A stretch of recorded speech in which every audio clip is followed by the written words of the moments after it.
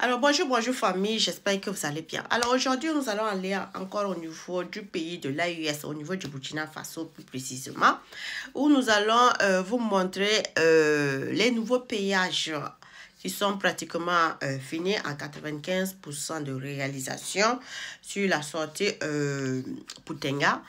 Puisque vous voyez aussi que dans les autres côtés aussi, vers le Bobo du Lasso aussi, la sortie Bobo du Lasso, il y a aussi, donc il y a le côté aussi de la sortie S. Voilà, la sortie S au niveau de Poutenga vers Ouagadougou, la sortie S de Ouagadougou. Voilà, nous allons aller voir un peu les travaux, voilà, de réalisation de ces nouveaux péages-là. Et par la suite aussi, nous allons aussi aller aussi visiter aussi les élargissements de deux routes au niveau du Burkina Faso, l'avait bien en 2023. Voilà pour l'élargissement des deux routes de la sortie Est aussi au niveau de Ouagadougou. Voilà, donc, et aussi, tous les autres coins aussi devraient être élargis aussi à deux routes. Donc, on a commencé par celle de la route de la sortie S de Ouagadougou, en commençant par l'élargissement de deux routes. Donc, nous allons aller au fait voir aussi, visiter aussi ce chantier aussi.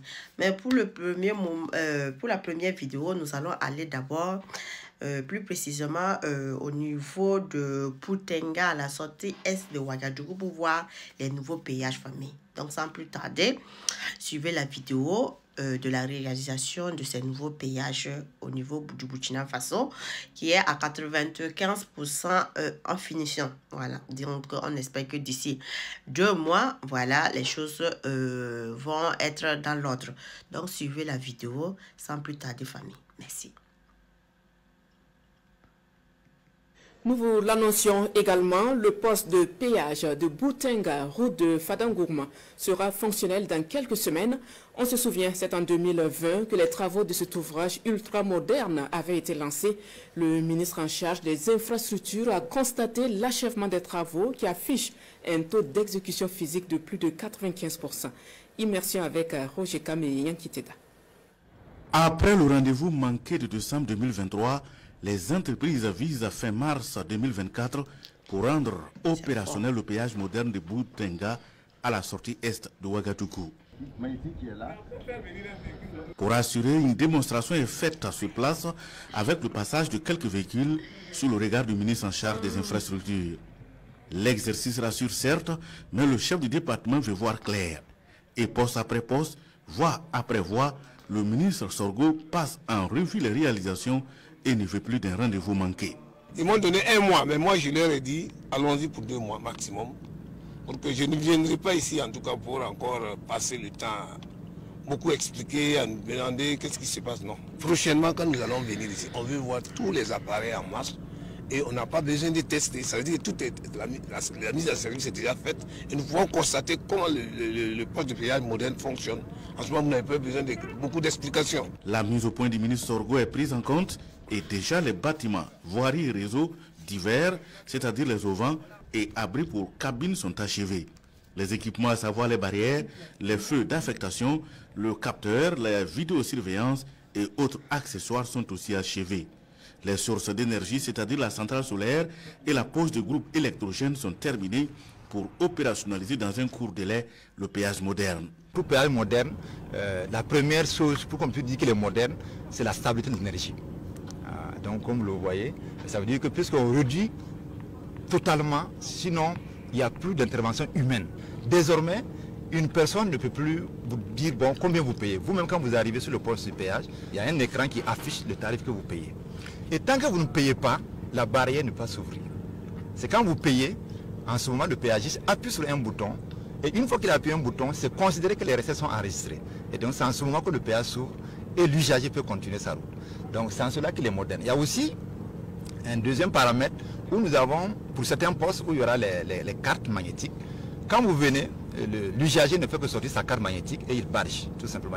Il approche le totem et automatiquement le système débite son compte et approvisionne le compte bancaire du fonds spécial routier et automatiquement la barrière s'ouvre. Et le troisième niveau, c'est la lecture des macarons qui peuvent être fixés sur les pare-brises.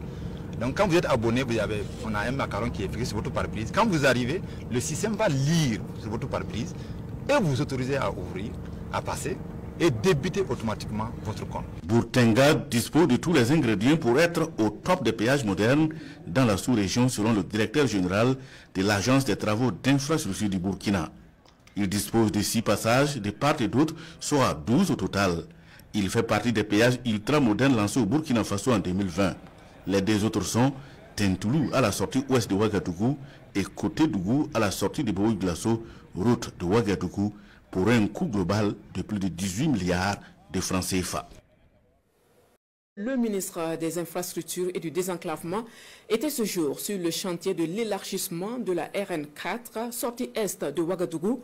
Après avoir constaté l'évolution du chantier, Adama Luxorgo s'est rendu sur le chantier de construction et de bitumage du boulevard des Tansoba entre l'intersection avec la RN3 et l'échangeur du Nord. Un chantier qui accuse un retard lié notamment à la non-libération des emprises par les personnes affectées par le projet. Roger Kamei, bienvenue dans ça. Compte à rebours lancé depuis le 16 octobre 2023 pour espérer livrer l'ouvrage dans environ 32 mois.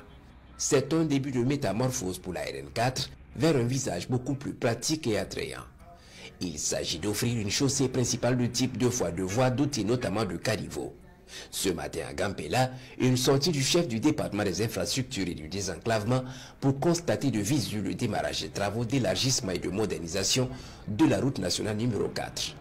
3% de taux de réalisation, le ministre Adama Luxorgo est satisfait mais demande beaucoup plus d'engagement de la part des ouvriers. Nous pensons que ça va, ça avance et on a demandé à l'entreprise de mettre beaucoup plus de postes parce que vous savez que ce projet contient aussi des travaux connexes, notamment divers voiries au niveau de la ville de Ouagadougou. Alors, le cri de cœur que nous voulons lancer ici aussi, c'est beaucoup plus les concessionnaires, notamment la Sonabel, l'ONEA et l'Onatel.